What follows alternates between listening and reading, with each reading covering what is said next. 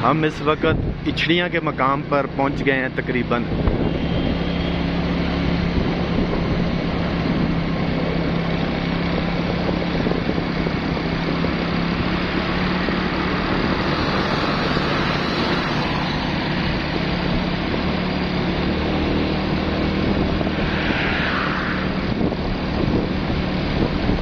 यहाँ का कबाब भी बहुत मशहूर है और कभी आप आएँ तो जब इछड़ियाँ का बाज़ार आप इंटर होंगे तो लेफ़्ट पे आपके कबाब की दुकान आएगी।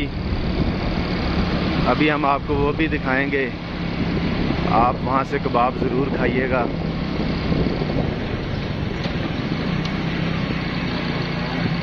ये इछड़ियाँ बाज़ार में इंटर हो गए हैं, दोनों तरफ दुकानें हैं।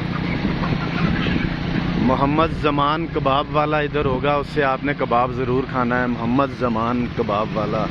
फिर उसके बाद आप थोड़ा सा आगे की तरफ चलेंगे तो जुमा खान है। जुमा खान का काबली पुलाव बिल्कुल सिंपल, स्पाइसी नहीं होता, सादे राइस होते हैं जुमा खान के।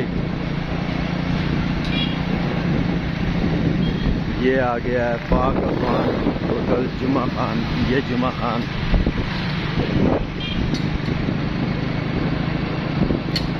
रुके नहीं हैं, तो थोड़ा सा वक्त शॉर्ट है, आज जुमे का दिन है, तो मैंने कहा आप तक जितनी मालूमात पहुंचाई जाए।